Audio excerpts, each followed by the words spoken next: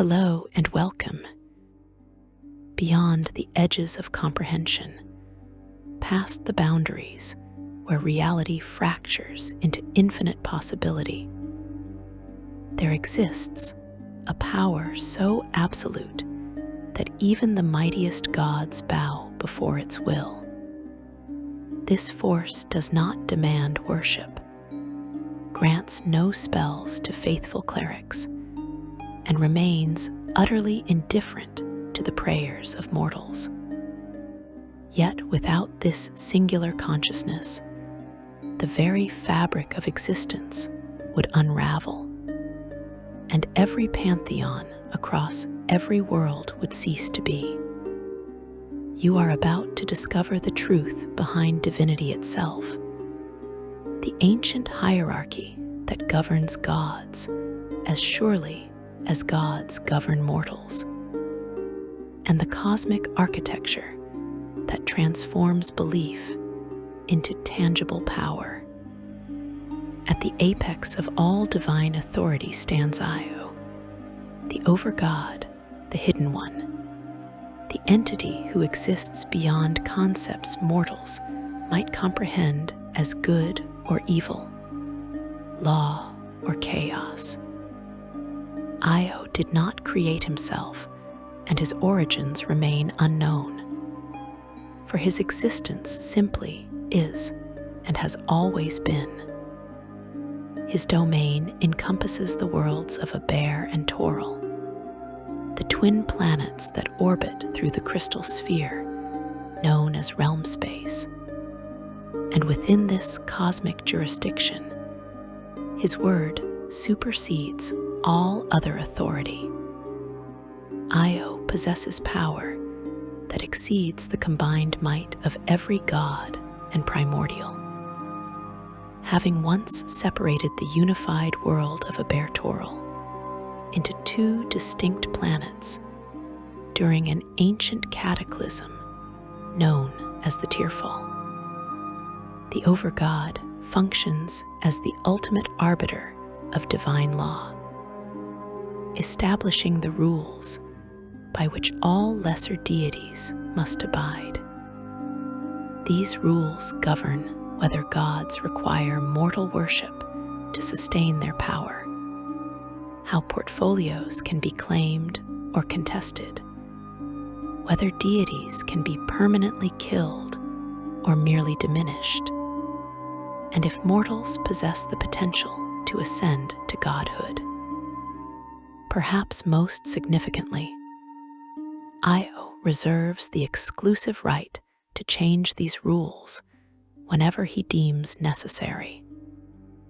No interloper god from beyond realm space can enter Io's sphere of influence without his explicit permission, regardless of how mighty that deity might be in their own cosmic domain. Yet Io rarely intervenes in the affairs of gods or mortals, preferring to observe from his position beyond comprehension. He grants no spells to clerics, acknowledges no temples built in his name, and remains deliberately hidden from those who might seek his attention. This detachment serves what appears to be a specific purpose, as Io concerns himself primarily with maintaining the fundamental structure of reality, ensuring that the cosmic balance endures, and preventing catastrophic disruptions that might threaten existence itself. When he does act, his interventions reshape entire ages, as history would later demonstrate during the time of Troubles and the Second Sundering. Before gods walked the plains, before mortals built their first crude temples, the cosmos churned with raw primordial power. The universe existed as a realm of elemental chaos, with vast forces of fire, water, earth, and air crashing together in endless cycles of creation and destruction. From these fundamental forces emerged the primordials, beings of immense power driven by nature itself, embodying entropy and elemental might. These ancient entities shaped the physical world from churning elemental matter, building what would become a bare Toril, raising mountains and carving valleys through their very existence rather than through deliberate planning. The primordials predated the gods, existing as manifestations of elemental forces given consciousness and will.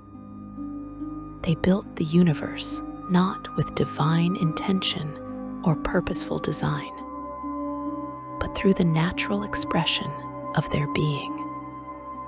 Where the primordials passed, worlds took form, magnificent in their raw elemental purity. Based on what we understand from ancient records, the primordials required no mortal followers to sustain their existence, and cared nothing for worship or belief, existing purely as embodiments of the fundamental forces that underpin reality. Into this landscape of elemental chaos and primordial creation, the gods emerged. The exact nature of their birth remains unclear across different worlds and pantheons, though this could imply that divine origins varied depending on the cosmic realm. What remains consistent across the multiverse is that gods require worship to maintain their power, their very existence sustained by the belief and devotion of mortal creatures. This dependency creates a symbiotic relationship between the divine and the mortal, where gods grant power to their faithful followers in exchange for prayers, sacrifices, and unwavering devotion. The strength of a deity directly correlates to the number and fervor of their worshippers, creating a divine hierarchy where greater gods command millions of faithful souls, while lesser deities subsist on the devotion of smaller cults. The conflict between gods and primordials erupted in what became known as the Dawn War. The primordials saw the gods as interlopers in a universe they had shaped, while the gods recognized that the primordials' destructive nature threatened the mortal life that had begun to emerge on the newly formed worlds.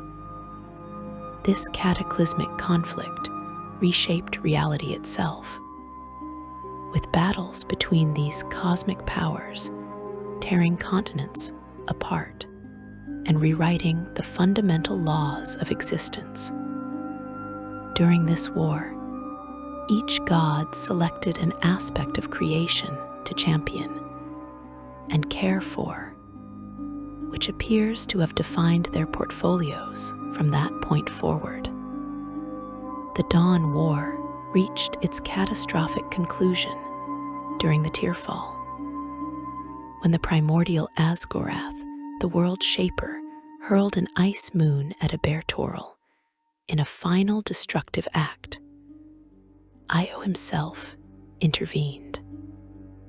The Overgod sundered the world into two new twin planets, Eber and Toril, granting the primordials control of Eber, while giving the gods dominion over Toril. This separation ended the war by physically dividing the combatants, creating a cosmic boundary that neither side could easily cross. Following this separation, Io created the Tablets of Fate as tools to maintain the new cosmic order. These artifacts, described as plain clay tablets less than 2 feet high, with glowing inscriptions, recorded the names and portfolios of every god and primordial in the universe. The tablets served to maintain the separation between Eber and Toril, acting as a barrier between the two worlds, while also maintaining balance between the forces of law and chaos. Based on their function, we can infer that the tablets represented not merely a record, but an active enforcement mechanism for the divine rules Io had established. The first pantheons formed as these newly emerged deities organized themselves according to shared characteristics, cultural connections, and geographic domains. The Faerunian pantheon arose to serve the peoples of that vast continent, with gods claiming portfolios that addressed every aspect of mortal existence, from agriculture to warfare, from magic to death itself. Each deity carved out a specific domain, a sphere of influence that defined their identity and determined the nature of the divine power they could grant to their clerics. These portfolios occasionally overlapped, creating tensions and rivalries between gods who claimed similar aspects of reality. Belief itself functions as the currency of divine power, transforming abstract faith into tangible energy that sustains and empowers the gods. When a mortal prays to a deity, that prayer becomes more than mere words spoken into the void. It carries with it a fragment of belief, a spark of devotion that flows across the plains to nourish the god who receives it. The more mortals who believe, the stronger the deity becomes, accumulating divine power that allows them to perform miracles, answer prayers, and grant spells to their clerical servants.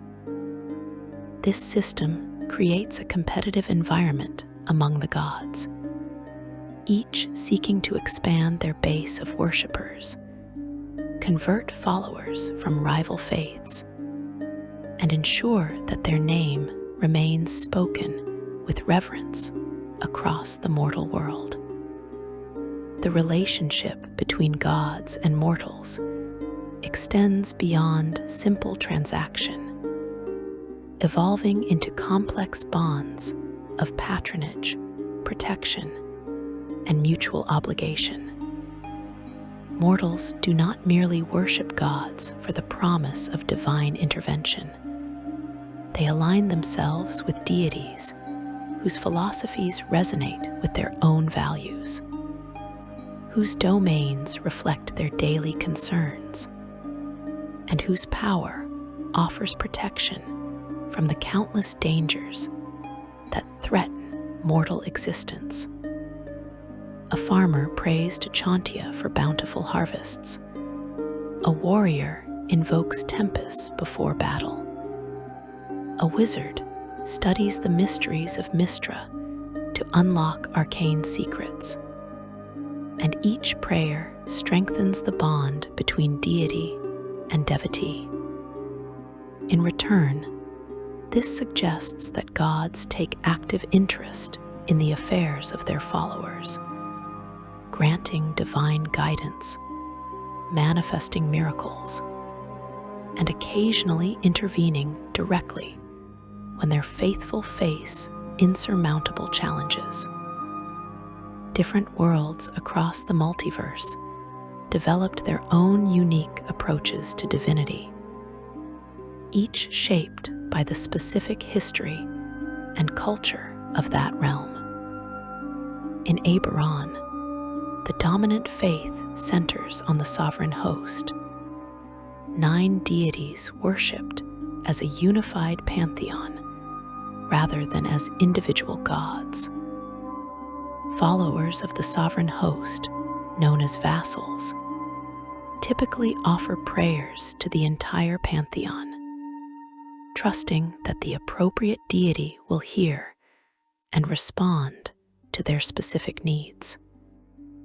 This collective approach to worship reflects the interconnected nature of Eberron's divine hierarchy, where the gods function as aspects of a greater whole, rather than as independent powers competing for mortal attention. The world of Krynn presents yet another variation on divine structure, with gods organized into 3 distinct groups representing the fundamental forces of good, neutrality, and evil. Paladin leads the gods of good. Jillian maintains the balance as chief of the neutral deities, and Tokases commands the forces of evil, creating a cosmic triangle where each group checks the power of the others. Jillian occupies a unique position in this hierarchy, for he serves as mediator between good and evil, ensuring that neither side gains absolute dominance. His constellation in the night sky hangs between those of Paladin and Tokases, a visible reminder that could symbolize the neutral god's role in maintaining equilibrium. The Greyhawk pantheon follows a more traditional structure, with gods claiming specific portfolios and competing for worshippers across the world of Oerth. These deities range from the widely worshipped greater gods to obscure lesser powers known only to small cults or isolated communities. The pantheon includes gods for every conceivable aspect of existence, from the grand concepts of magic and warfare to the minute details of specific trades or natural phenomena. Across all these worlds and pantheons, certain fundamental principles remain constant. Gods require worship to maintain their power and existence, with deities who lose all their followers facing the terrifying prospect of fading into non-existence. The divine hierarchy organizes itself according to relative power, with greater gods at the apex, intermediate deities occupying the middle ranks, lesser gods struggling to maintain their portfolios, and demigods clinging to the lowest rung of true divinity. This hierarchy remains fluid, with gods rising and falling in power as their base of worshippers expands or contracts. The outer planes serve as homes for the gods, vast divine realms where deities establish their seats of power and gather the souls of their most faithful worshippers. These planes align with different philosophical and moral principles, organizing themselves according to cosmic axes. Each plane reflects the nature of the gods who dwell there, manifesting as a physical representation of their divine domains and philosophical alignment. Within these outer planes, the gods exercise near absolute authority, shaping reality according to their will. A deity in their home plane possesses power far exceeding what they can manifest in the material world, becoming nearly invincible within their own domain. This defensive advantage ensures that even relatively weak gods can resist invasion from more powerful rivals. The dawn of divine power thus encompasses the full spectrum of cosmic authority, from Io's supreme oversight down through the ranks of greater, intermediate, and lesser gods, extending even to the demigods who balance precariously between mortality and true divinity. This hierarchy did not emerge fully formed, but evolved over countless ages as primordial forces clashed with divine consciousness in the Dawn War. As the first gods discovered the power of mortal belief, and as pantheons organized themselves to serve the needs of their worshippers while competing for divine supremacy. Understanding this cosmic structure provides essential context for comprehending the specific deities who populate the various pantheons. For every god exists within this framework, subject to Io's ultimate authority while wielding immense power over the mortal realm. Section 2.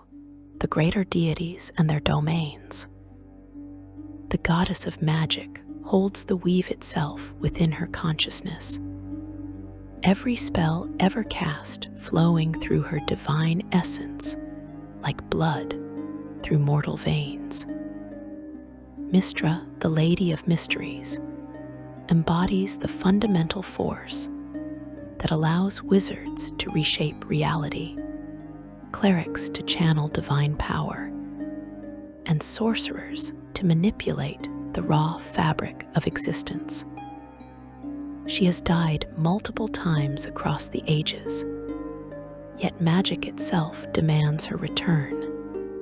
For without Mystra to maintain the weave, the entire structure of arcane power collapses into wild, uncontrolled surges that threaten to tear reality apart. Her portfolio encompasses not merely the casting of spells, but the preservation of magical knowledge, the regulation of how mortals access arcane power, and the eternal struggle against those who would corrupt or destroy magic itself. Mystra grants her clerics access to spells that manipulate and enhance magical effects, allowing her faithful to detect magic with preternatural clarity, dispel the enchantments of rival casters, and shield allies from harmful spells. Her temples serve as repositories of magical knowledge, great libraries, where wizards study ancient tomes and apprentices learn the fundamental principles of spellcraft. The goddess maintains a network of chosen, mortals imbued with fragments of her divine essence, who serve as her agents in the mortal world, defending magic from those who would abuse it, while spreading arcane knowledge to worthy students. These chosen wield power far exceeding normal mortals, capable of casting spells from the highest tiers repeatedly, though not encouraged to do so as it strains the weave. They gain access to silver fire, raw weave energy that functions as a destructive force, develop immunities to magic, and eventually to disease and poison, and can perceive the weave structure directly.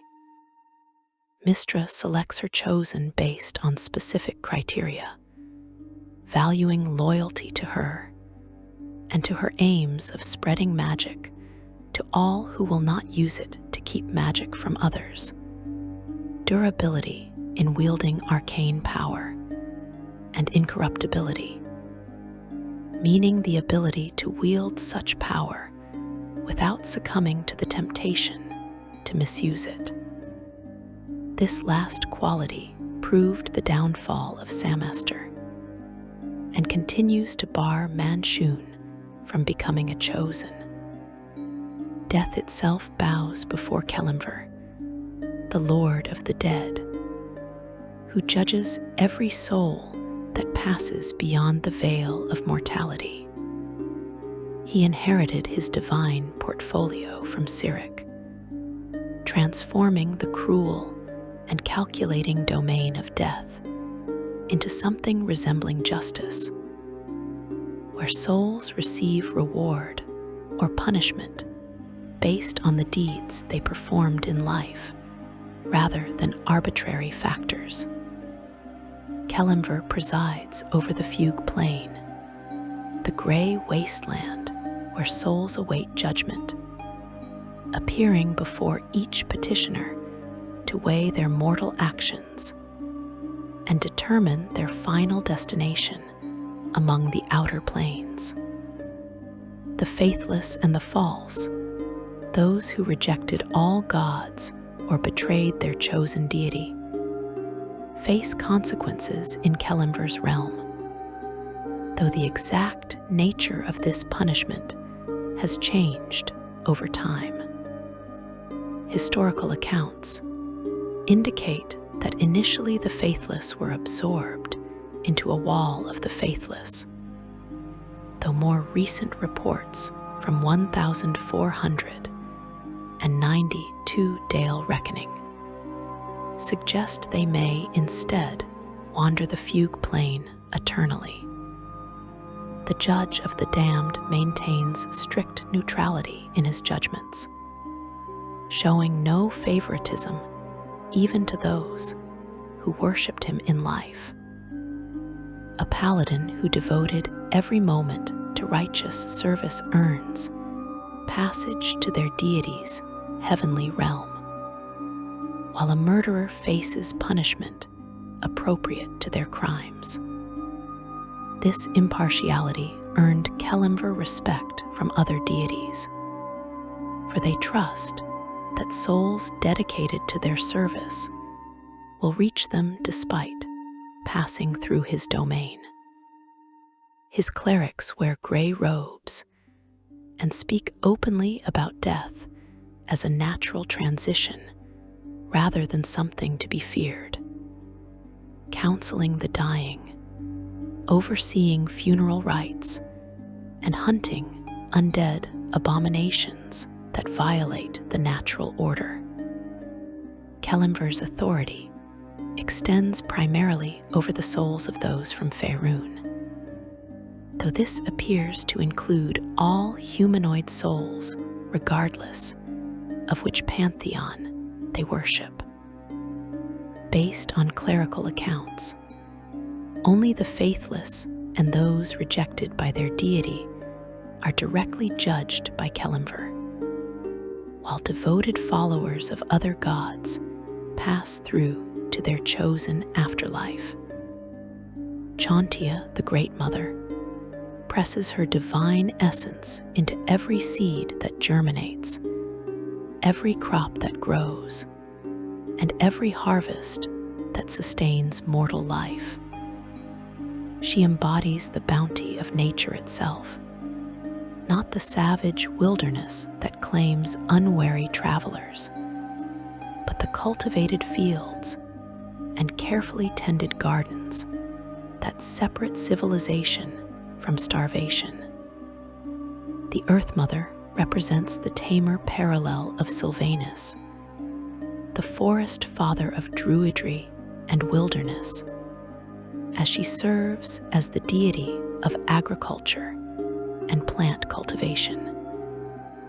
Farmers across Faerun pray to Chauntea each planting season, making offerings of the first fruits from their harvest and seeking her blessing for fertile soil and abundant yields. Faerunians view Chauntea as a critical aspect of the cycle of life.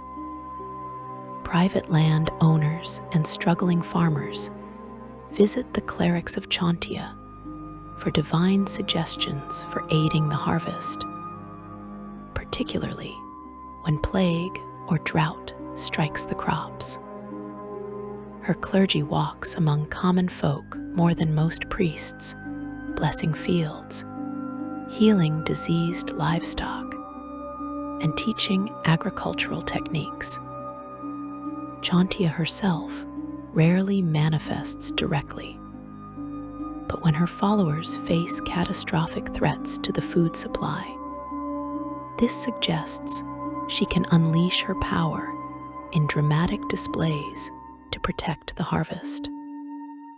Tempus, the Lord of Battles, strides across every battlefield where armies clash and warriors test their courage against death. He cares nothing for the causes that drive men to war, showing equal favor to noble defenders and ruthless conquerors alike. For in his philosophy, war itself holds sacred meaning regardless of the ideologies that sparked the conflict. To the Foehammer, war was a force of nature to be respected, for it had the power to remake civilizations. Warriors pray to Tempus not for guaranteed victory, but for honorable combat, the strength to face their enemies with courage, and an honorable death in battle. His doctrine forbids cowardice in the face of danger, and the murder of prisoners who have surrendered. For while Tempus blesses warfare, he demands that combat follow certain rules that separate honorable battle from mindless slaughter. Faerun was a violent land, and from sheer number of worshippers, Tempus was one of the mightiest deities in the realms. Nearly everyone who drew a sword or nocked an arrow had fought alongside a cleric of the Foehammer, and just as many had fought against one. The Foehammer grants his cleric's power to enhance martial prowess, blessing weapons with divine might, healing wounded warriors so they can return to combat, and inspiring troops with supernatural courage. His temples resemble fortresses more than places of worship, their walls bearing the marks of weapon practice, their halls echoing with the clash of training combat. Tempus is served by lesser deities, including the Red Knight, deity of strategy and war planning, Valkyr, god of seaboard warfare, and Uthgar, patron of the Uthgard barbarians.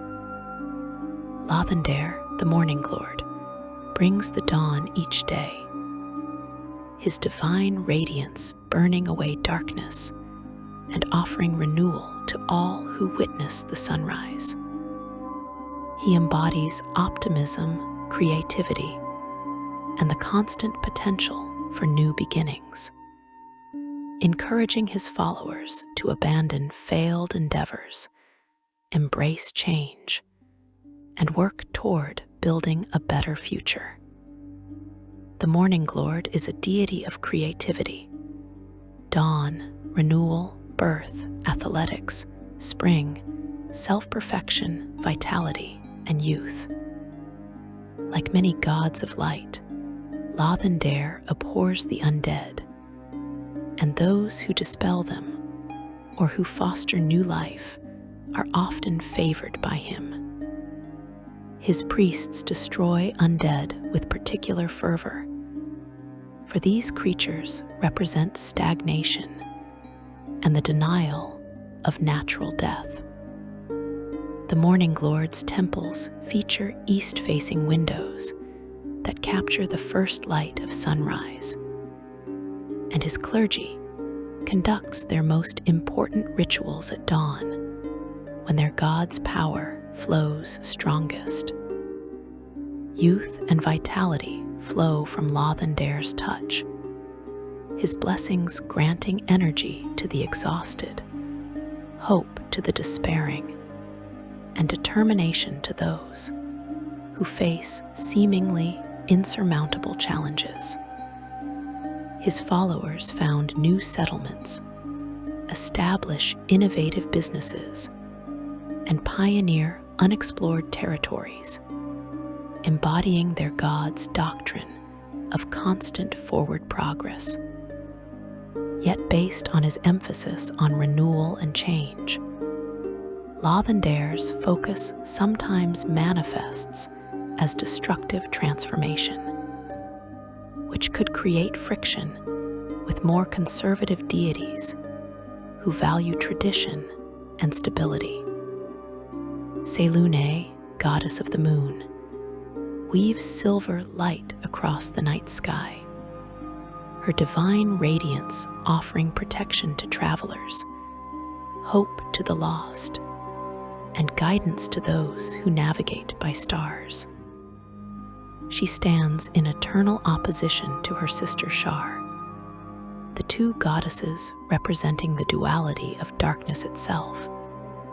Selûne as the gentle illumination that pushes back the void, Shar as the consuming emptiness that seeks to extinguish all light. This conflict predates mortal civilization, stretching back to the earliest moments of creation, when the twin goddesses first defined themselves in opposition to one another. According to ancient ballads, the two sisters together made the world, and then another goddess was born from them to give life to it.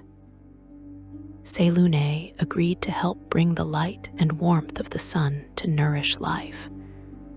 But Shar grew enraged, because with Selûne's light plus the light and warmth of the sun, her darkness diminished. The battle between the sisters left Selûne deeply wounded, and thereafter her power would wax and wane with the ages, though she would gain strength from alliances with her daughters and sons, as well as interloper deities from other planes. Meanwhile, Shar, who retained much of her might, once again grew strong. Selûne's clergy includes many female spellcasters, particularly rangers and druids, who revere the natural cycles of the moon. The Moon Maiden grants her followers abilities related to shapeshifting, and her temples feature open-air observatories where worshippers can bask in moonlight. Shar, the mistress of the night, embodies the opposite of her sister's gentle illumination, seeking to extinguish all light and warmth in the universe.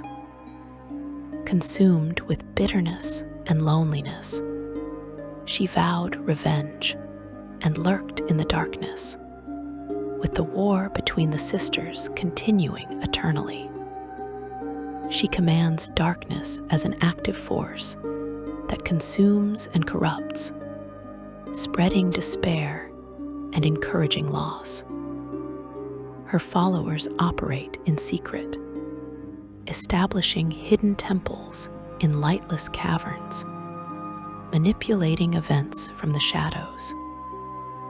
By her very nature, Shar opposes powers of light and her own sister Selûne.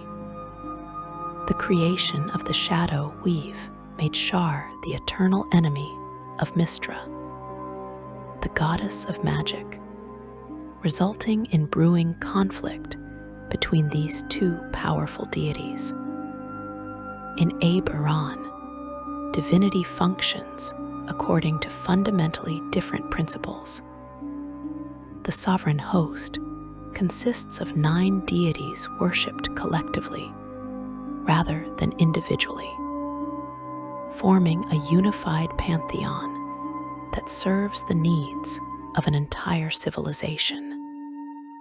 The 9 sovereigns are Arowai, the sovereign of life and love, the patron of fertility who represents the benign side of nature and brings good weather and bountiful harvests.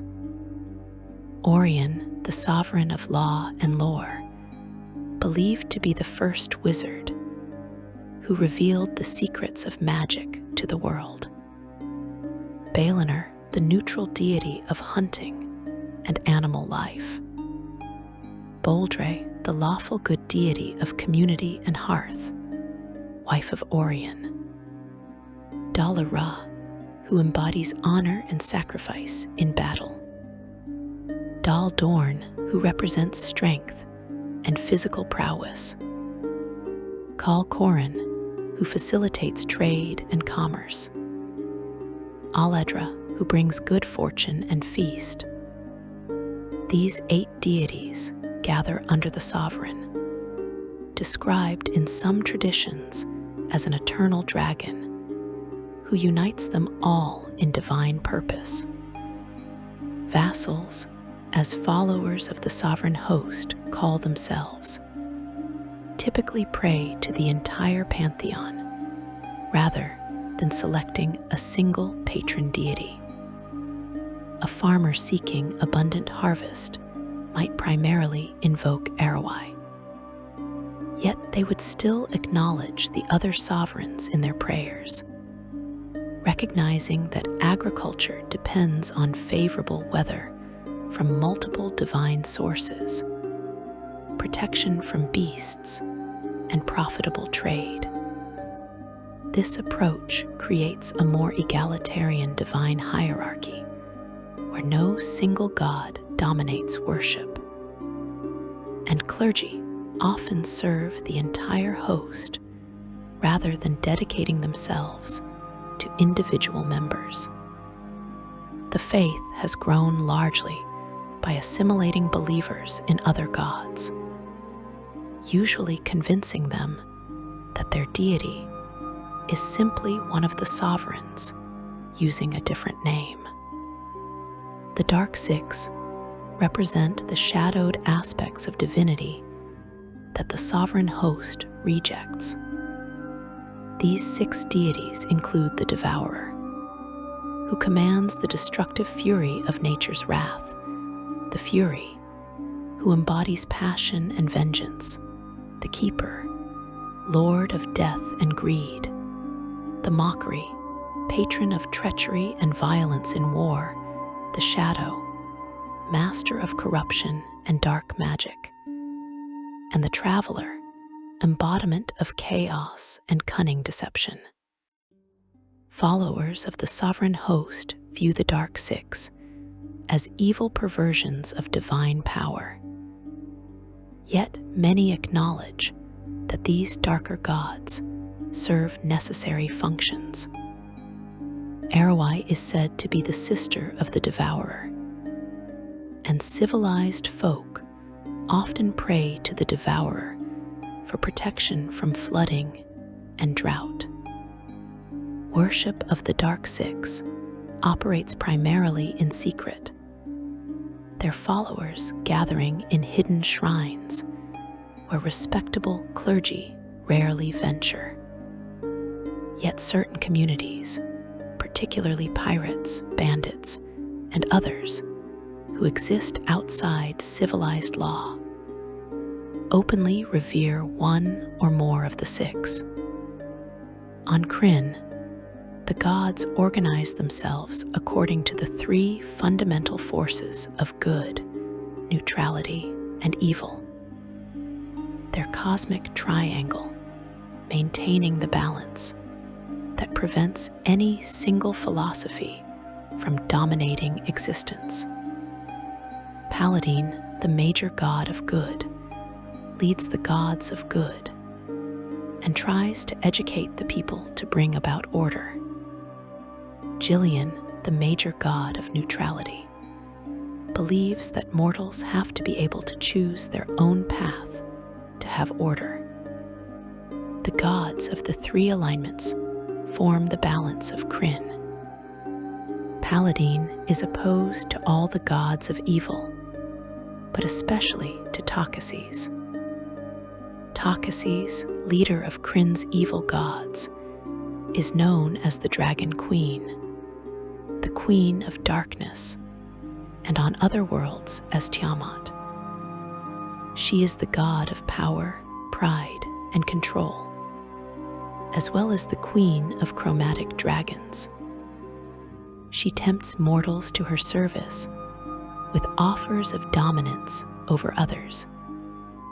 Barred from Krynn since before the cataclysm, she found her chance to return in the centuries that followed.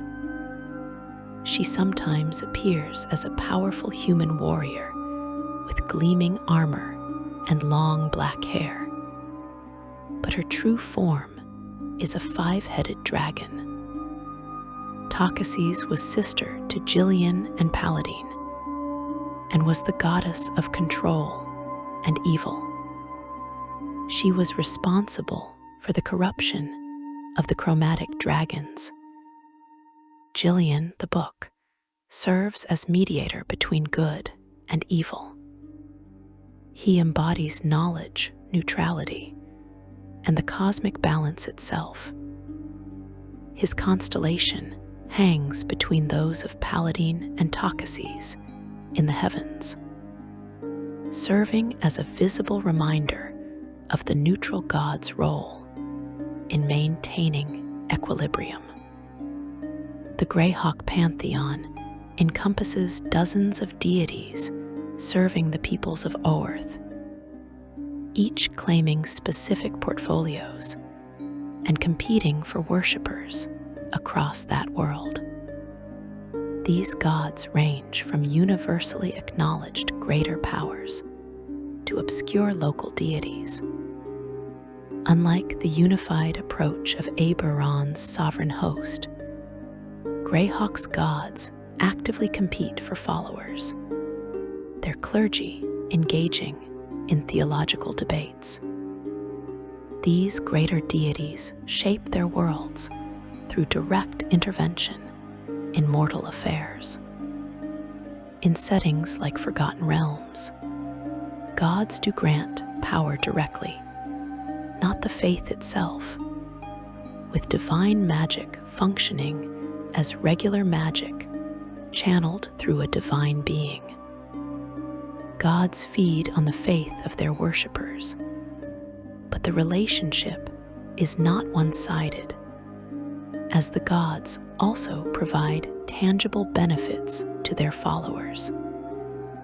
This creates a dynamic divine ecosystem where the balance of power constantly shifts based on mortal belief, and the success or failure of various faiths to attract and retain followers.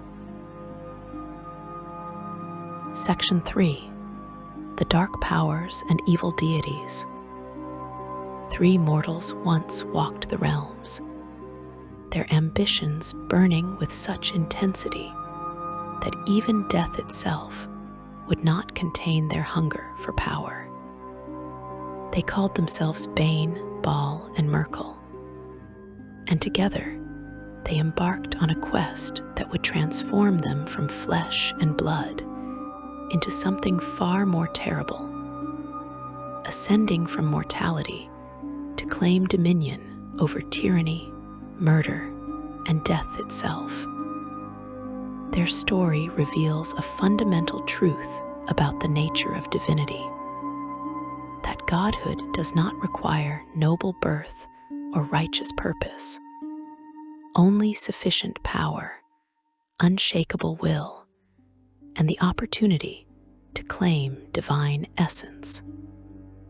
The three mortals began their journey as adventuring companions, powerful in their own right, but still bound by the limitations of mortal flesh.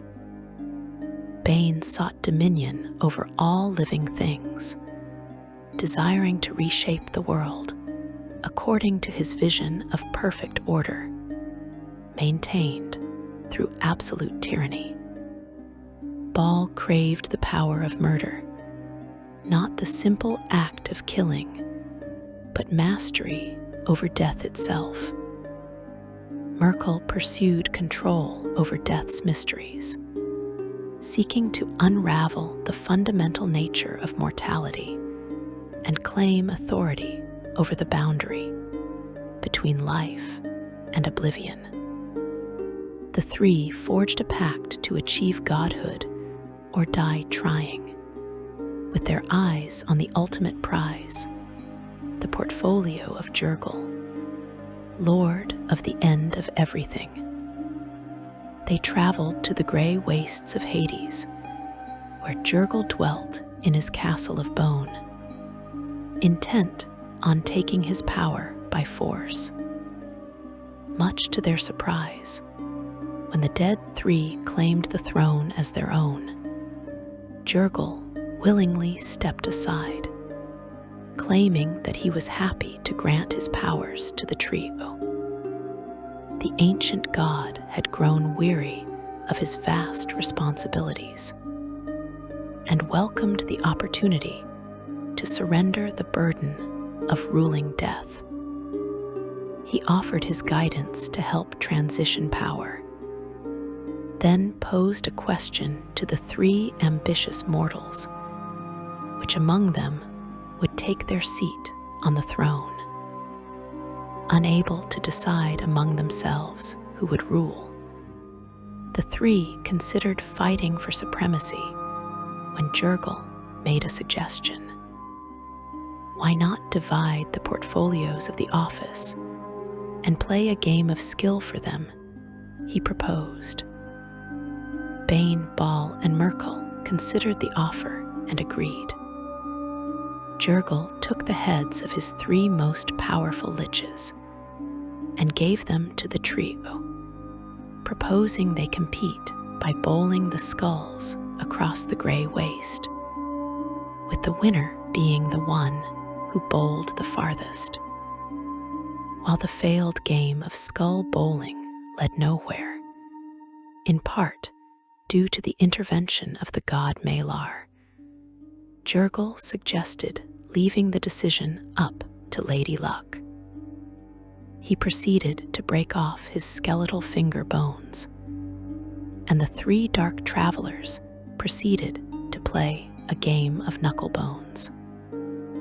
Bane emerged as the winner and took on the divine portfolios of hatred, strife, and tyranny.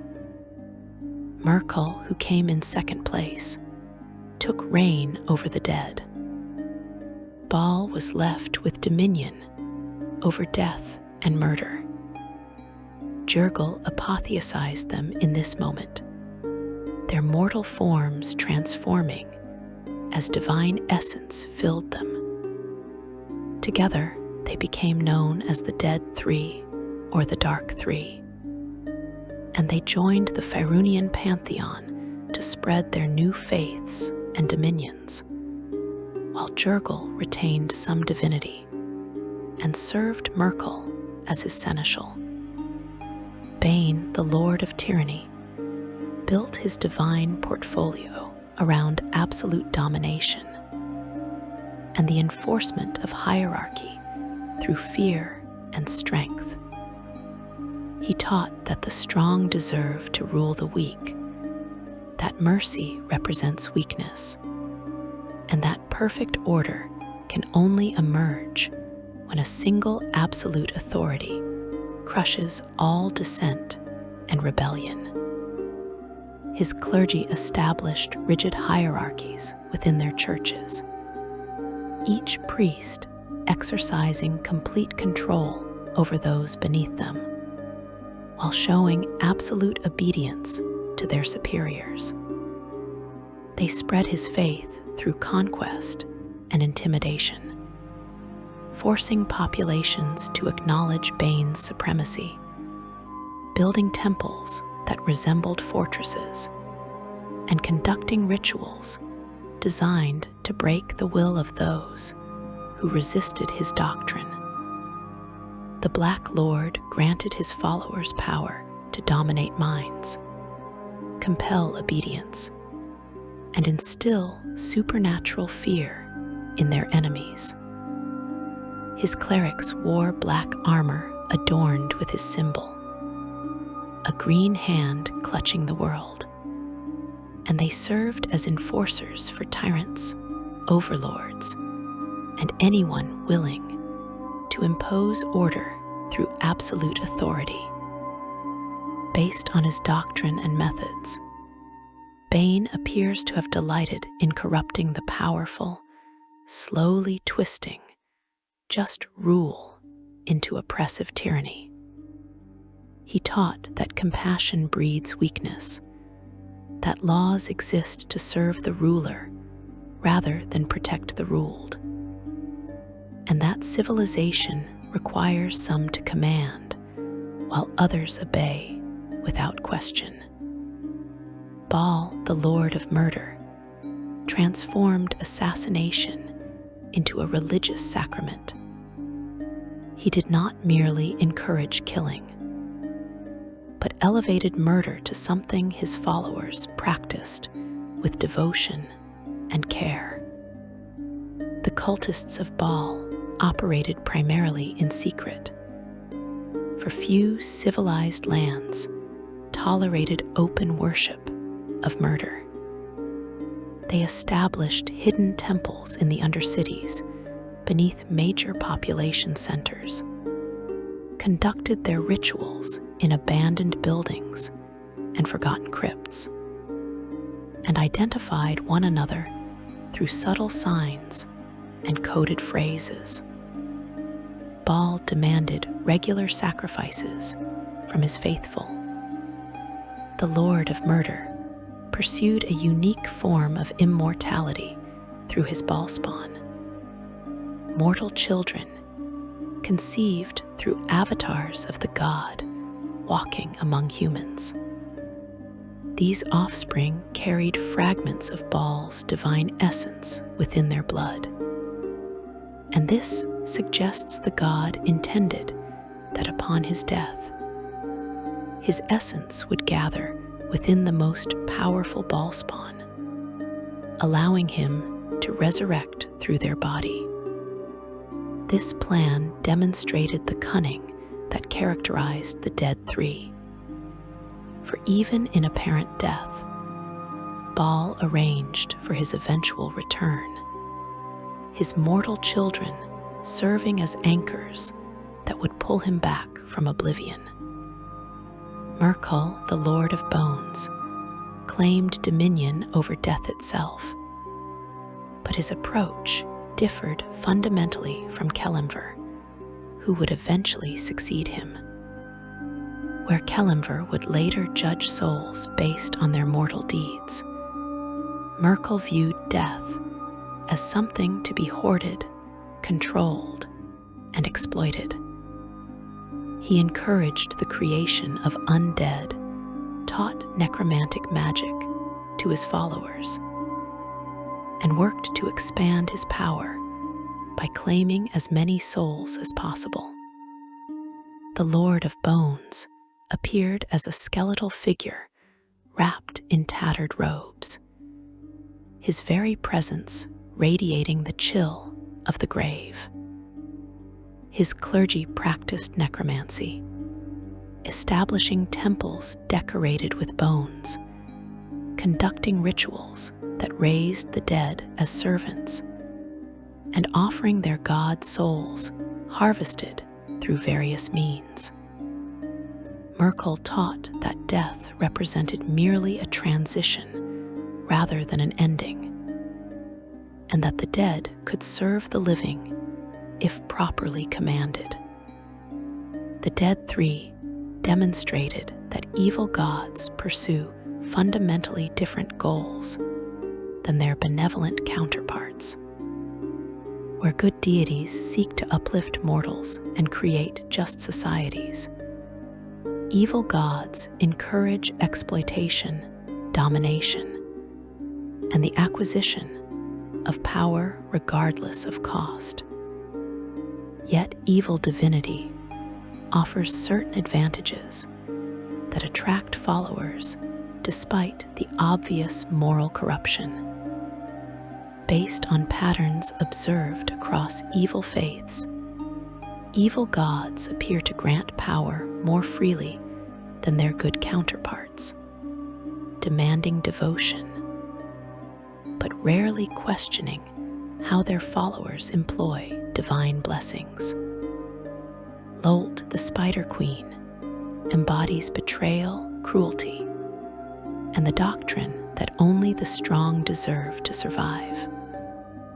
She rules the Drow, the dark elves who dwell in the Underdark, shaping their entire civilization according to her philosophy of constant competition, merciless ambition, and absolute female dominance. Lolth descended from the Elvish pantheon, once known as Arishni before her betrayal and transformation into the monstrous deity who now commands the loyalty of millions. Her fall from grace occurred during a failed coup against Corellin Larethian, chief of the Elvish gods, and her punishment involved transformation and banishment to the Abyss. Arishni grew jealous of her husband Corellin and discontent with her station. Corellin would give her almost anything she asked, but her desire was for power that could only be taken, and her ambition was to rule all the Seldarine. Slowly, over the course of her treachery, her connection to the elves weakened. Arishni's next move was to gather a host of gods on hostile footing with the Seldarine, forming an army to assault Arvindor and overthrow Corellin. The army itself was so badly organized that she was confident it would fail. Her true plan was to give a cursed scabbard back to Corellin. As during the battle that would unfold, the item would cause arrows shot by her daughter Elistrae to hit his chest instead. According to Lolth's plan, that would have killed Corellin while turning her daughter into a scapegoat. Before the attack was ready, Sehanine Moonbow confronted Arishni about her betrayal, but Arishni struck first and imprisoned her with the help of her son Viheron. The plan ultimately failed, and Corellin banished Arishni to the Abyss, where she transformed into Lolth. Her eyes became red and full of rage, and she took on the form of a spider demon. The Spider Queen demands that Drow society follow matriarchal structure, with female priestesses wielding absolute authority, while males serve as warriors, wizards, and expendable resources. She teaches that betrayal represents a form of worship, that culling the weak strengthens the race, and that chaos and cruelty produce superior individuals through constant testing. Drow cities operate according to her principles, with noble houses constantly scheming against one another, assassinations occurring regularly, and any sign of weakness resulting in immediate exploitation. Her clergy wields tremendous power within Drow society, commanding authority that supersedes even the noble houses. High priestesses receive visions directly from Lult, interpret her will for the masses, and execute those who violate her commandments. The Dark Seldarine, the Drow pantheon that exists alongside Lult, includes other deities who claim specific aspects of Drow existence. Lult was the leader of the Dark Seldarine, though she was opposed to varying degrees by all other members of it. She was the mother of both Ylistrai and Viheron, and she did not share her power with other gods. Viheron, god of thievery and male drow, opposes Lult's matriarchal doctrine, teaching that males deserve equal status and encouraging his followers to infiltrate surface societies. Chiron Sally, goddess of undeath and vengeance, attracts drow necromancers who seek power through undead servitors. Selvatarm, the champion of Lult, embodies martial prowess. Together, these deities create a complex divine hierarchy that reflects the competitive nature of Drow civilization itself. Takhisis, the Queen of Darkness, commands chromatic dragons and embodies evil in its most primal, destructive form. She seeks nothing less than absolute dominion over Krynn, the complete subjugation of all living beings beneath her tyrannical rule. During the Age of Starbirth, Takhisis corrupted the original 5 dragons, creating the 5 races of chromatic dragons, and sparking the All-Dragons War when Paladin created the 5 races of metallic dragons. When this war threatened the survival of Krynn itself, the gods were forced to withdraw into other realms. In the Abyss, a resentful Takhisis bred with the first 5 chromatics to ensure that they would never go extinct, mothering the entire race of chromatic dragons. Her constellation burns in the night sky opposite Paladin's, the 2 great dragons eternally opposed. The Dark Queen claims dominion over chromatic dragons, the red, blue, green, black, and white dragons, whose evil natures align with her philosophy of domination through strength. She grants these dragons purpose beyond simple predation, organizing them into armies and directing their destructive power towards strategic objectives.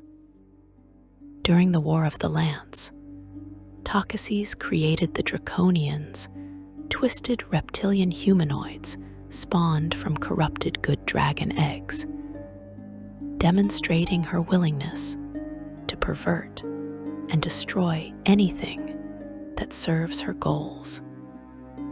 She sometimes appears as a powerful human warrior with gleaming armor and long black hair, but her true form is a 5-headed dragon, 1 head of each chromatic color. Her worship appeals to those who crave power without restraint, who reject mercy as weakness, and who believe that might alone determines right. Arrogant, cruel, and domineering, Takhisis cares for only one thing: absolute power. She burns with the desire to enslave all that is, reducing them to playthings for her cruel appetites. Beyond gods who claim divine portfolios through conventional means, demon princes and archdevils pursue godhood through different paths. These powerful fiends rival lesser deities or demigods in raw power, command legions of followers, and occasionally receive worship from mortal cultists. Yet true godhood generally eludes most of them, for they appear to lack certain fundamental qualities that separate deities from even the most powerful of outsiders. Demogorgon, the prince of demons, rules a vast layer of the abyss, his power eclipsing many lesser gods. Cultists worship him as a deity of madness and destruction, offering sacrifices, conducting rituals, and spreading chaos in his name. Demogorgon has few followers amongst the humanoid races, but he has many amongst more monstrous peoples, with Yuan-Ti, troglodytes, and hosts of demons worshipping Demogorgon as their lord. These cults engage in horrific rituals and sacrifices to their lord. Yet based on established divine mechanics, Demogorgon cannot grant divine spells the way true gods do in most accounts, and remains fundamentally a demon despite his immense power. The archdevils of the nine hells, particularly Asmodeus, who rules the lowest layer, come closer to achieving divinity. Asmodeus claims to be a god, establishes temples, grants power to clerics, and manipulates events across multiple worlds.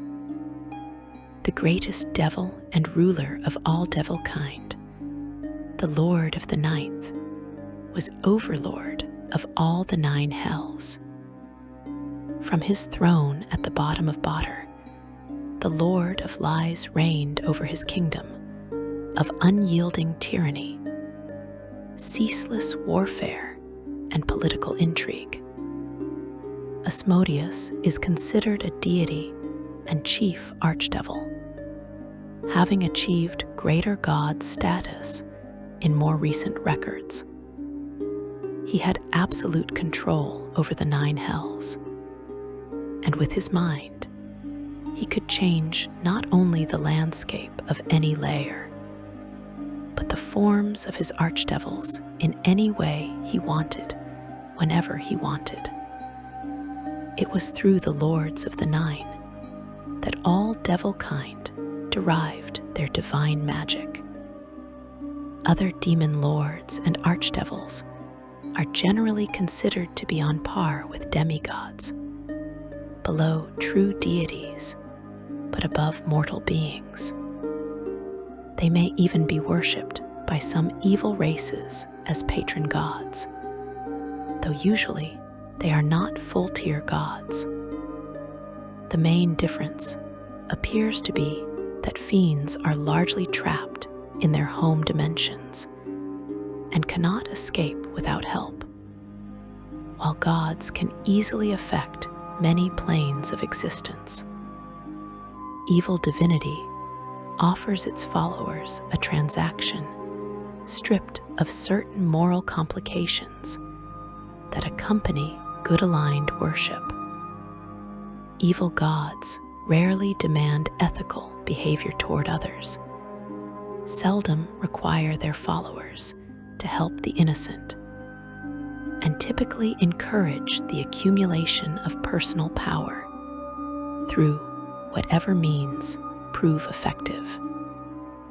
This straightforward approach attracts those who view conventional morality as weakness, who desire power without certain restraints, and who believe that the universe rewards strength rather than virtue.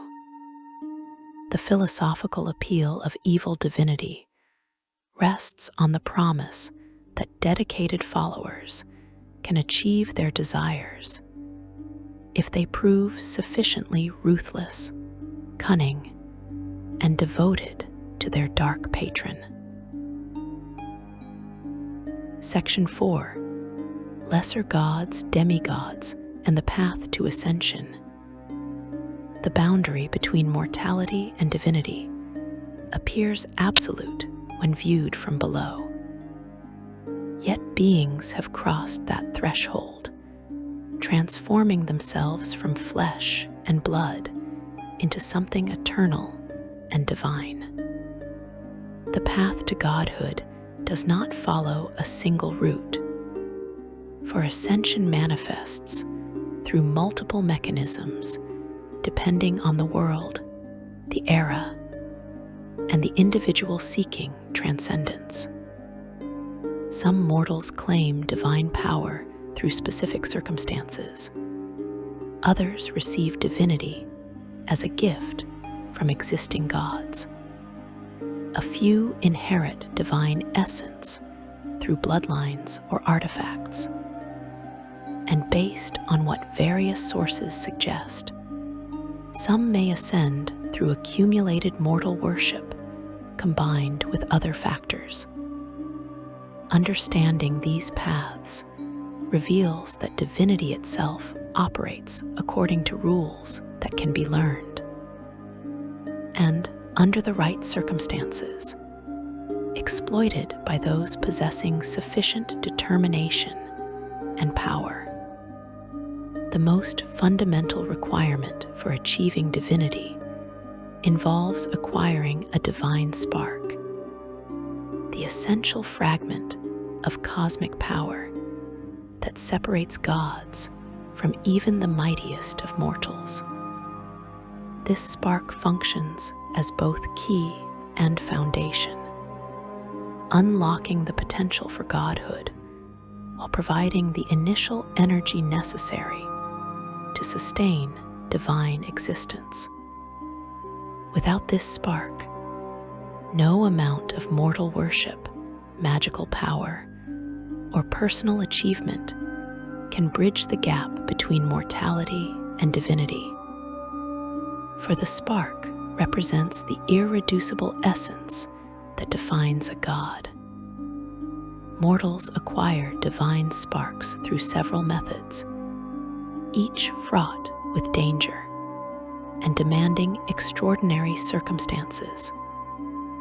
Direct acquisition represents one violent path to divinity, requiring a mortal to somehow claim divine essence from an existing deity, typically through slaying them.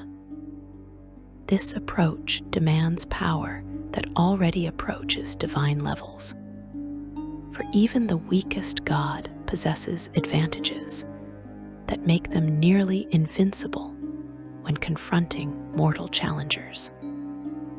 The Dead Three succeeded through a unique variation of this method by convincing Jurgal to willingly surrender portions of his portfolio. Most attempts at claiming divine power end with the mortal challenger destroyed. Yet the possibility of success, however remote, continues to attract the most ambitious mortals. Accomplishing a legendary task offers another route, with the gods themselves or over deities granting divine sparks to those who achieve something truly extraordinary. Based on established patterns, this could imply that exceptional mortal deeds, when combined with divine recognition, create opportunities for ascension that bypass violent confrontation. The exact nature of what constitutes a legendary task appears to vary, suggesting that divine authorities maintain flexibility in determining worthiness. Having existing gods advocate for a mortal represents yet another path, where established deities petition higher powers on behalf of worthy candidates. This method produces results more frequently than direct theft. The though it typically creates demigods rather than full deities, as most gods prove understandably reluctant to share power that might eventually threaten their own position. The relationship between a god and their chosen successor resembles apprenticeship, with the mortal gradually assuming divine responsibilities while learning to wield power that could easily destroy someone unprepared for such immense forces. Once a being receives the divine spark, they undergo what sources term an apotheotic ascension, a metamorphic state in which a being is considered both mortal and divine at once. This transformation does not happen instantaneously, but unfolds across a period where the ascending being must adapt to their changing nature. Portfolio acquisition determines what kind of god an ascended being becomes, for divinity requires dominion over specific aspects of reality.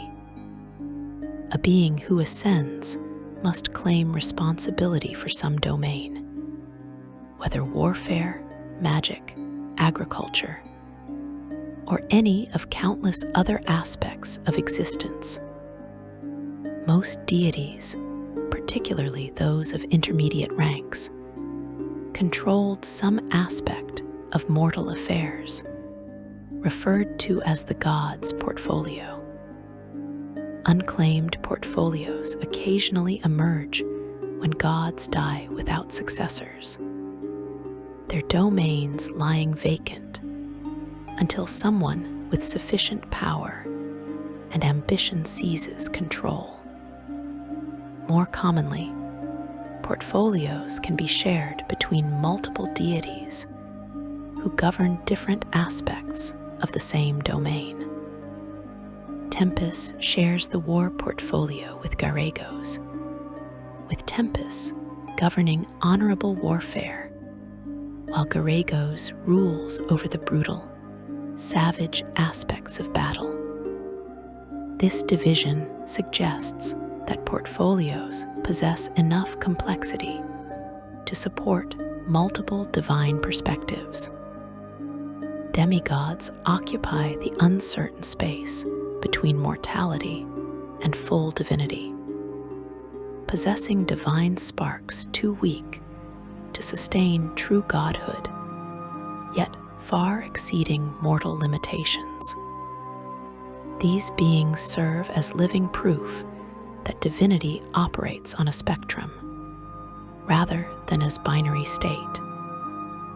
Their existence demonstrating that partial godhood remains achievable even when full ascension proves impossible. Demigods typically arise through several mechanisms, including parentage from unions between gods and mortals, inheritance of weakened divine essence, or incomplete ascension, where beings acquire divine sparks insufficient for true godhood. The children of gods frequently inherit demigod status, carrying divine blood that grants them supernatural abilities, while leaving them vulnerable to death and aging in ways true deities never experience. These divine offspring display power far exceeding normal mortals, wielding strength that allows them to perform legendary feats, longevity that extends their lives, and occasional access to limited divine abilities inherited from their godly parent. Yet they remain fundamentally mortal, subject to death through violence or old age, dependent on mortal sustenance, and lacking the ability to grant divine spells to followers. Hercules, also known as Heracles, exemplifies the demigod archetype. The most famous of all of Zeus' mortal children, Hercules is known throughout the multiverse for his feats of strength and acts of heroism. Unlike many other gods, Hercules was not born into the position or given his godhood. Instead, he earned it through extreme effort and sacrifice. He was the son of Zeus and Alcmene, foster son of Amphitryon, the greatest of the Greek heroes, a paragon of masculinity. In his mortal life, he was well known as being quick to anger. And while he has cooled off as a demigod, his wrath is no less fearsome. Only after his mortal death did he ascend to full godhood. His accumulated heroism and divine parentage combining to transform him from demigod into a true deity worthy of worship. Sirik, a mortal who participated in key events during the time of troubles, ascended to claim the combined portfolios of Baal, Bane, and Merkle in a single dramatic transformation. On Marpanoth 15 in 1358 Dale Reckoning, Sirik ascended to godhood, taking on the portfolios of strife, murder, and death, and took on nearly all the worshippers of Bane, Baal, and Merkle. As Merkle's army of the dead descended upon Waterdeep, Sirik gravely wounded Midnight, slew Kelemver, and took the tablets of fate to the celestial stairway atop Mount Waterdeep. There Sirik presented himself before Lord Io and pled his case to the Overgod. He was granted godhood, but could only use it to serve both Io and his newfound faithful throughout the realms.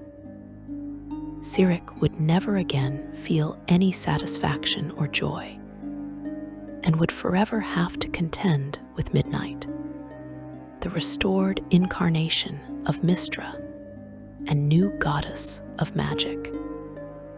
His rapid ascension to such tremendous power proved catastrophic, for he lacked the wisdom and temperament necessary to wield such authority responsibly. Sirik descended into madness almost immediately, his instability creating problems that would plague the divine hierarchy for decades. Io Solar would later describe Sirik as a mistake, an exception that will not be permitted a second time. On Marpanoth 30 of the Year of Maidens, 1361 Dale Reckoning, Sirik directed his patriarch in Gentle Keep to carry out an inquisition against the lingering faithful of Bane in Gentle Keep, in a series of killings known as the Bane Death. Eventually, other gods would strip away portions of his portfolio and redistribute them to more stable deities. Kelemver himself achieved divinity through a complex path that began with his death at Sirik's hands and culminated in wresting the portfolio of death away from the mad god. Kelemver's soul was absorbed into Sirik's sentient sword, Godsbane. In the moment, he was killed on top of Blackstaff Tower. The sword was actually Mask, who planned to bring about Sirik's downfall and gain Sirik's portfolio over lies. Mask used Kelemver's soul to gain the cooperation of Mystra, all the while planning a revolt in the city of death against Sirik. 10 years after Sirik murdered Baal and ascended to godhood, the first thing he wanted to accomplish was to have Kelemver's soul so that he could gain an advantage over the new Mistra, his most hated rival, and whose portfolio over magic he coveted. However, for 10 years, Sirik and his church were unable to find Kelemver's soul. Every divination and spell they tried yielded nothing. A great number of Sirik's followers lost their faith, thus greatly weakening Sirik himself. Without the will to control the city of death, dead spirits were freed and roamed about the city. Sirik's nightmare was freed and found him, causing him to think that Kelemver had somehow returned to life to seek revenge. At that moment, Sirik, though a greater power, lost his mind and crushed his sword, which freed Kelemver and made his nightmare come true. The two fought, a dead soul against a god. Sirik's fear, indecision, and madness became his defeat, and Kelemver finally managed to overthrow Sirik's rule in the city. By the wish of all dead spirits and denizens in the Grey Wastes, Kelemver became the new god of death. His transformation from cursed mortal to god of death demonstrates that ascension sometimes involves long preparation and extraordinary circumstances, aligning in ways that create opportunities for apotheosis. Vecna represents perhaps the most ambitious ascension, for this ancient lich pursued godhood through millennia of careful planning and ruthless execution. He began as a powerful wizard who transformed himself into a lich to escape death, spent ages accumulating magical knowledge and political power. Sources vary on Vecna's path to lichdom.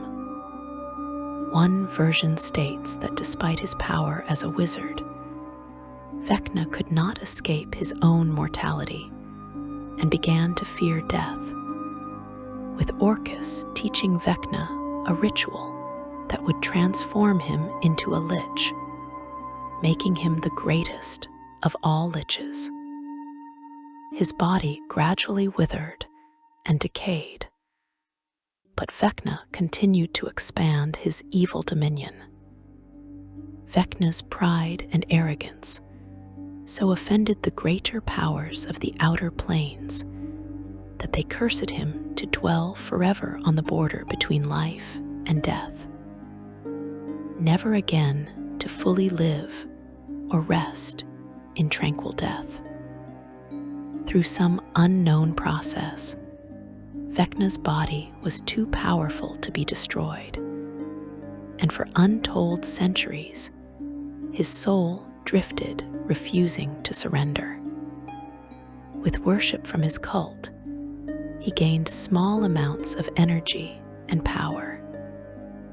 Eventually, he discovered secrets that allowed him to transcend lichdom entirely and achieve divinity. His ascension proved that even undeath need not prevent eventual godhood, that patience and planning could overcome obstacles, and that forbidden knowledge itself might provide keys to unlocking divine power. The requirements for maintaining divinity after ascension prove just as demanding as the initial transformation. New gods must immediately begin cultivating worshippers, for without sustained belief, their divine power weakens. In settings like the Forgotten Realms, without followers, younger or lesser gods are likely to revert to their previous forms and become mortal once more, while older or more potent gods would suffer a partial loss of their essence. They must defend their portfolios against rivals who might seek to claim their domains, establish temples and clergy to spread their faith, and demonstrate through miracles and intervention that they deserve continued worship. A deity without worshippers faces a precarious predicament as they begin to dissolve over time, ultimately losing their identity and form. Gods with few worshippers have historically been unable to easily change their situation. In the Forgotten Realms specifically, the loss of all followers doesn't immediately destroy a deity, but it substantially limits how they can interact with the mortal plane and makes them vulnerable to destruction by their enemies over time. This creates constant pressure on deities to maintain and expand their worship base. Lesser gods face constant pressure compared to their greater counterparts. These deities possess limited power, typically commanding only a few thousand devoted followers scattered across a single region or culture. They grant spells to their clerics, answer prayers when able, and work to spread their faith. Yet they operate with narrow margins where even minor setbacks can prove catastrophic. What defines a lesser god is how widespread and active their worship is rather than necessarily a lower level of inherent power. Lesser gods are worshipped extensively, though usually more as mysteries in secret societies or small, localized cults. The relationship between mortals and their divine patrons extends beyond simple worship into complex bonds of mutual obligation and shared purpose. The most devoted and effective clerics sometimes receive special recognition from their deities, becoming chosen or exalted servants who wield power far exceeding normal clergy. Mystra's chosen exemplify this relationship, as the goddess of magic selects mortal wizards and sorcerers who demonstrate exceptional mastery of arcane arts and dedication to magical knowledge. She imbues them with silver fire, raw weave energy that manifests as a beautiful silver-white flame surrounding the wielder. This silver fire can be used for different effects, acting as protection, allowing the user to breathe water, or banishing external magical compulsions.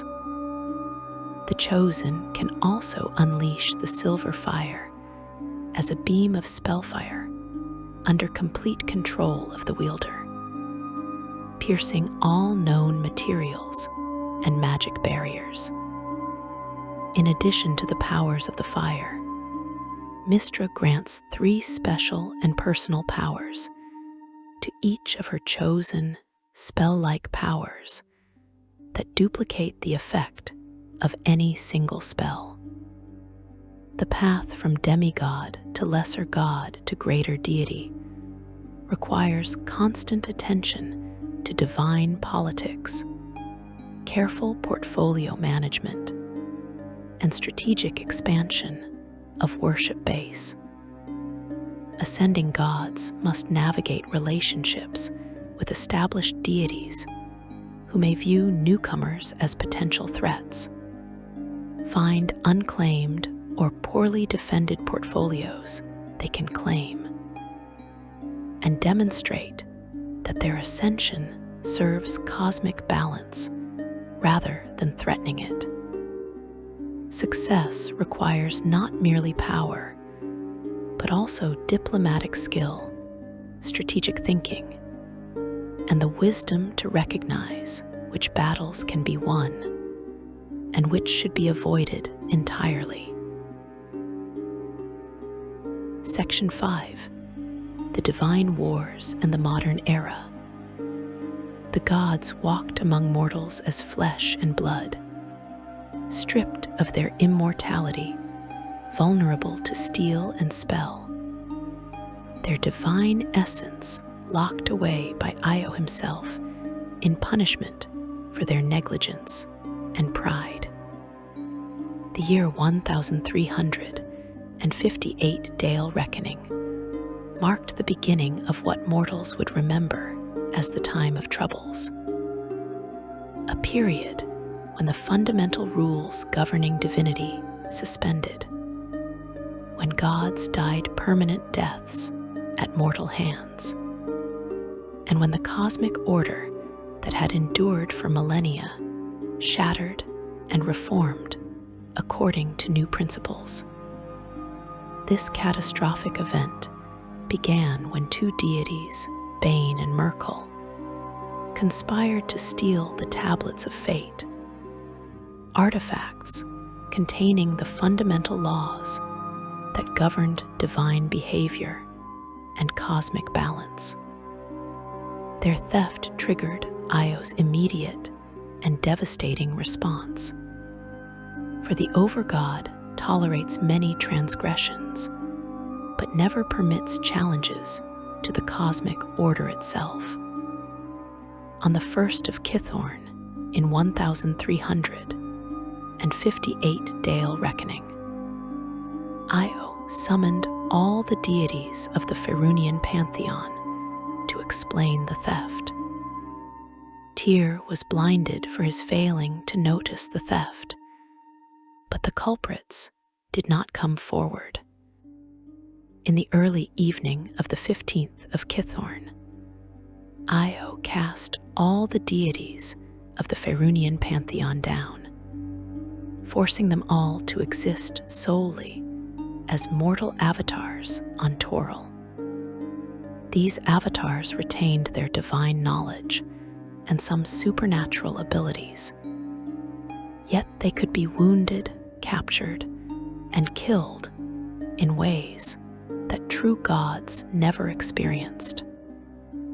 The Overgod decreed that no deity could return to their divine realm until they recovered the stolen tablets of fate, forcing gods who normally existed as distant cosmic powers to interact directly with their mortal worshippers, confront their rivals face to face, and navigate political intrigue without the protection of divine invulnerability. Io made one exception to his decree. Helm, god of guardians, received special dispensation to remain at his post guarding the celestial stairway, preventing any deity from returning to the outer planes before the crisis resolved. This responsibility would force Helm into a confrontation that would reshape divine history and cost one of the most powerful goddesses her life. The consequences manifested immediately across Faerun, as divine magic destabilized and clerics found their prayers answered erratically or not at all. Some deities, particularly those with strong connections to their worshippers, maintained significant power despite their avatar forms, while others discovered that their faithful had grown distant or corrupt in their absence, leaving them weak and vulnerable. The gods scattered across the continent, each pursuing their own agenda while seeking the tablets of fate.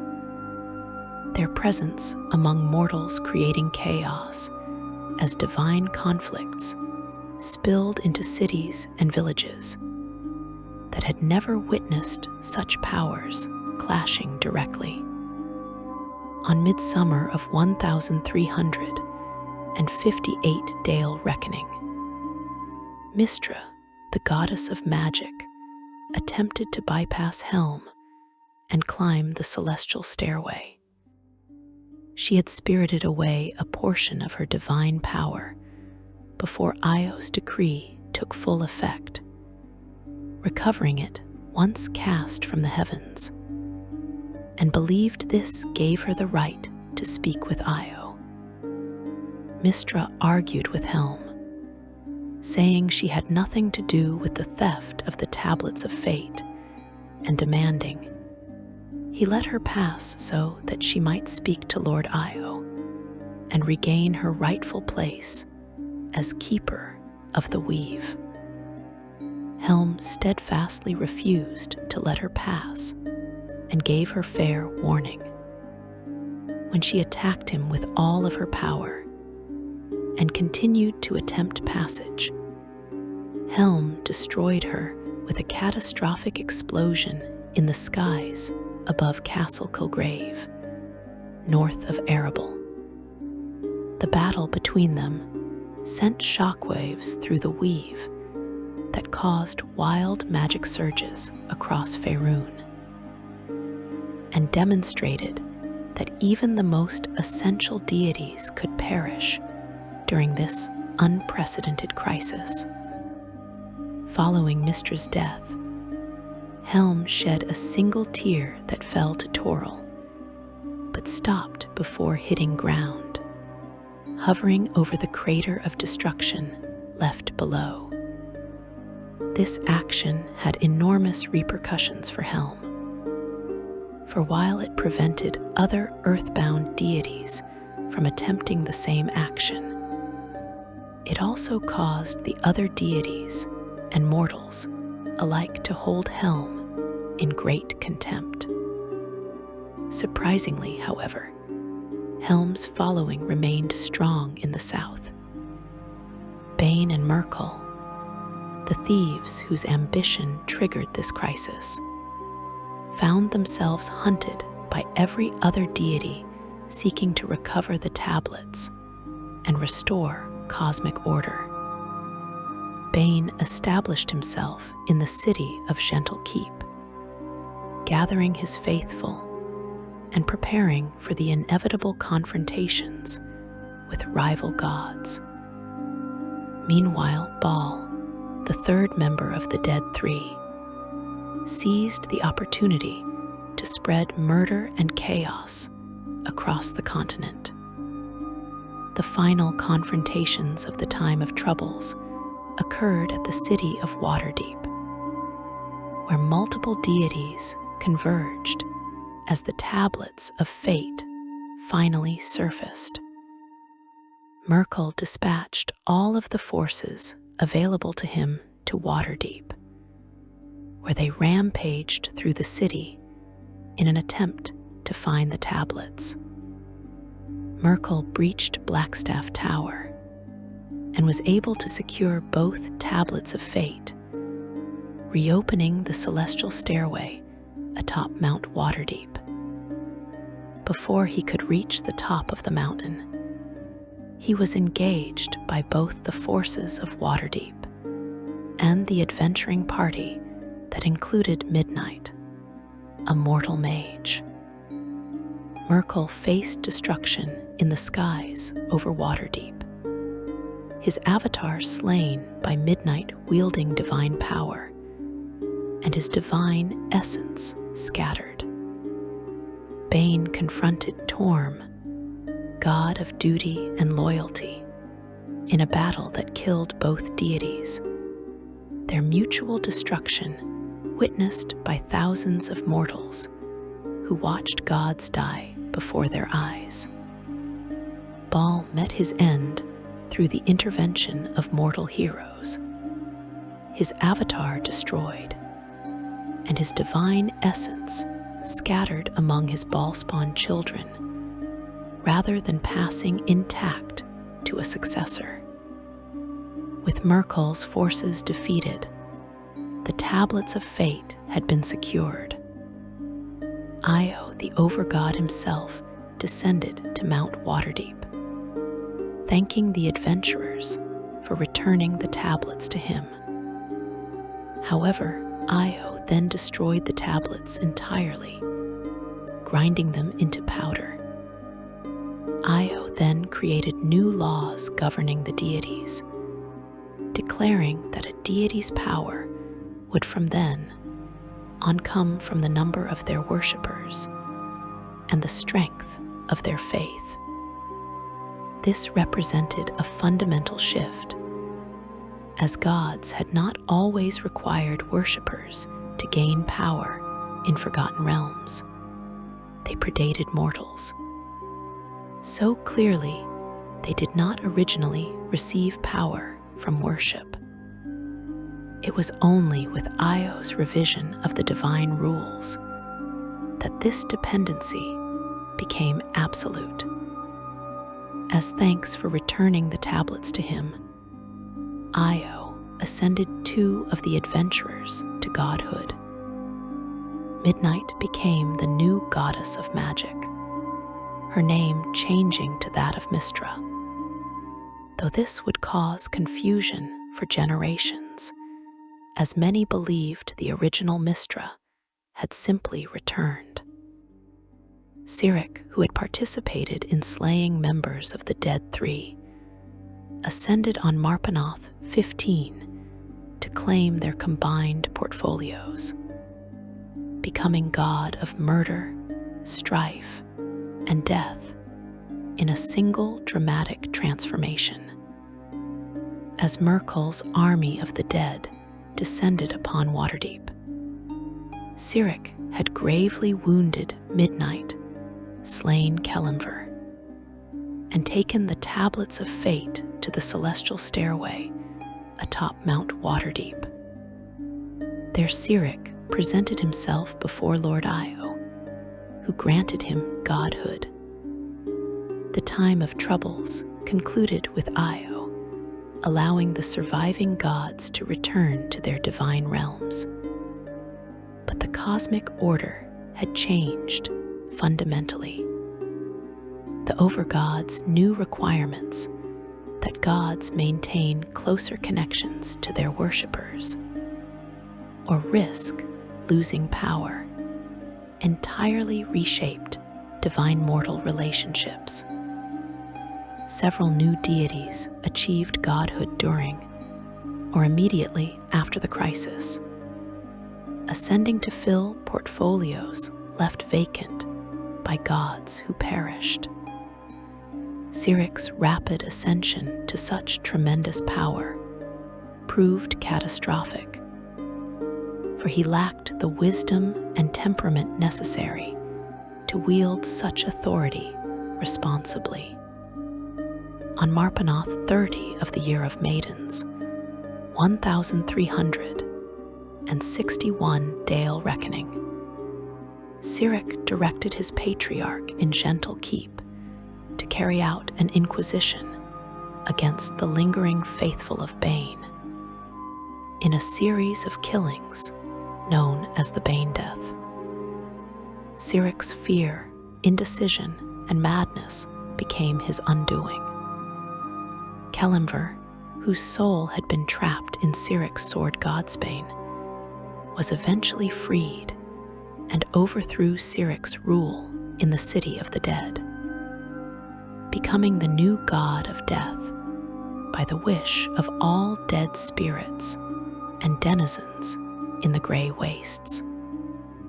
Other gods eventually stripped away additional portions of Cyric's portfolio and redistributed them to more stable deities, Yet the time of troubles represented merely the first of several catastrophic divine upheavals that would plague Faerûn in subsequent centuries.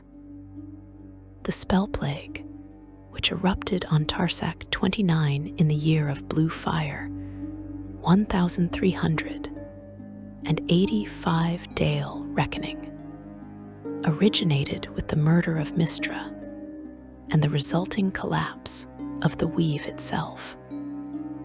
Sirik and Shar, goddess of darkness, conspired to destroy Mistra, believing that eliminating the goddess of magic would grant them opportunities to expand their own power and influence. They succeeded in assassinating her in her domain of Tuiomerheart, but neither anticipated the full consequences of removing the deity who maintained the fundamental structure of magical reality. The weave unraveled catastrophically, its collapse triggering magical devastation that reshaped entire regions. Sirik's corrupted madness defiled what arcane forces remained from the dissolution of the weave, resulting in a new magical source of defiling arcane energy in the form of blue flames that destroyed Tuiomerheart and continued to spread across the multiverse. The Spell Plague manifested in Toril as a storm of blue flames in the Emhyr jungles west of Halriwa, and quickly grew to a massive size. Halriwan wizards, having divined the death of Mistra and the destruction of the weave, were able to use the energy of the blue fire to save most of their kingdom by shifting it into another world, Abair. What remained of Halriwa after the teleportation was obliterated when it was consumed by the blue firestorm? The blue flames also infected portals and planar gates, spreading across Toril. Almost every part of Faerûn was affected by the Spell Plague, and certain areas were eliminated entirely, while others were created anew. Thousands of spellcasters were either destroyed or went insane due to the collapse of the weave after Mistra's death. In Cormor, a third of the war wizards were either killed or driven mad. Those who survived lost their ability to use arcane magic. The Spell Plague also accelerated the merging of portions of Abair and Toril, a process that had begun slowly after Io destroyed the original tablets of fate. Entire continents swapped between the twin worlds, Abaran lands appearing on Toril, while Torilian regions vanished into Abair. This geographic upheaval displaced millions, destroyed established kingdoms, and introduced entirely new cultures and species to worlds unprepared for their arrival. The Second Sundering, which began in 1482 Dale Reckoning, represented Io's decision to partially restore the previous cosmic order while preserving certain changes introduced by earlier catastrophes. This event unfolded gradually over several years, rather than striking as sudden catastrophe, giving mortals and gods alike time to adapt to the transformation. Io separated Abair and Toril once again, returning most exchanged territories to their original worlds. During the Second Sundering, Io recreated and rewrote the tablets of fate, inscribing the names and purposes of the gods and primordials he chose to serve in a new, inclusive divine reality. The weave reformed under a newly resurrected Mystra, the goddess of magic restored to life by Io's decree, and charged once again with maintaining magical structure. Her return stabilized arcane magic, allowing wizards to once again access spells that had become impossible during the spell plague. Multiple dead gods returned to life during the Second Sundering, their resurrections orchestrated by Io as part of his restructuring of divine hierarchy. The first of the dead three to return was Bane, who consumed his half-demon son and reclaimed his divinity. The second was Baal, who was resurrected after the final two, Baalspawn, perished and reclaimed his domain of murder from Cyric. Myrkul was the last, as he was resurrected during the Second Sundering along with many previously dead deities, but was forced to serve Cyric's successor Kelemvir, the new Lord of the Dead.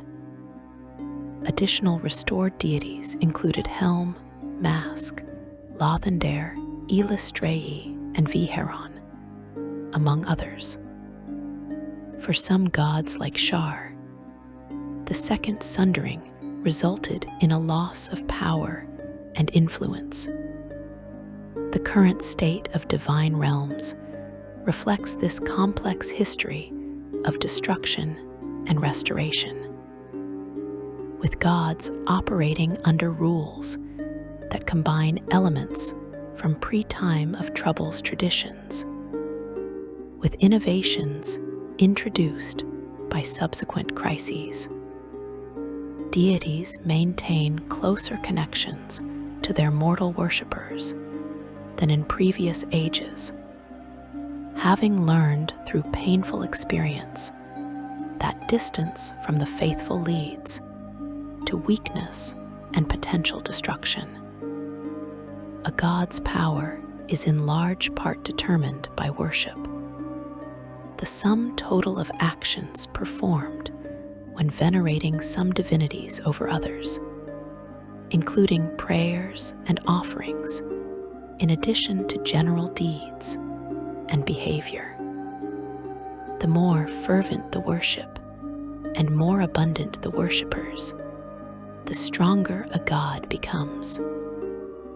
Worshippers remain necessary for the continued existence and powers of most deities, and a fade in worshipper population or passion results in a fade in power, which, in extreme cases, can cause a deity to die from neglect.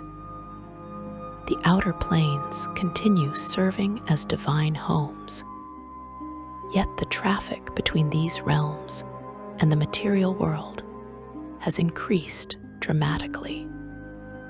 Gods manifest avatars more frequently, intervene more directly in mortal affairs, and maintain active presence through their clergy and chosen servants. This heightened divine involvement creates both opportunities and dangers for mortals, who benefit from more attentive gods, yet also face greater exposure to divine conflicts. You stand at a unique moment in the history of divinity, living in an era where gods have died and returned multiple times, where the fundamental rules governing reality have been rewritten repeatedly, and where the boundary between mortal and divine proves more permeable than ever before. The deities you worship remember walking as vulnerable avatars among your ancestors. Recall the terror of facing true death, and understand that their power depends absolutely on sustained mortal belief. This knowledge shapes how gods interact with their faithful, creating relationships characterized by mutual dependence rather than one-sided worship. The lessons of the time of troubles, the spell plague, and the second sundering continue influencing divine behavior across all pantheons. Gods who grow too distant from their worshippers risk losing power or disappearing entirely. Those who neglect their portfolios find rivals encroaching on their domains, and deities who fail to adapt to changing mortal needs watch their faiths decline as more responsive gods attract their former followers. This competitive environment creates dynamic divine politics where alliances shift, portfolios change hands, and the cosmic hierarchy constantly reorganizes itself according to which gods prove most effective at serving mortal needs while maintaining their own power. The modern era of divinity operates according to principles that would seem alien to gods and mortals from earlier ages. Dead gods routinely return to life. Mortal heroes ascend to divinity with increasing frequency. The fundamental nature of magic transforms every few generations, and Io demonstrates his willingness to completely restructure reality. Whenever he determines such intervention serves cosmic balance. Yet despite this constant change, certain truths remain eternal across all eras and upheavals.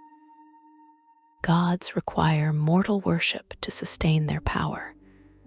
Belief transforms into tangible divine energy, and the relationship between deity and devotee creates bonds that endure even when the cosmos itself undergoes catastrophic transformation.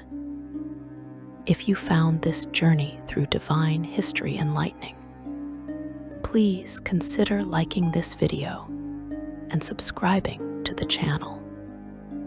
Your support helps us continue exploring the deep lore that makes these worlds so rich and fascinating. Thank you for watching, and may your own path lead you to discoveries as profound as those we have explored together.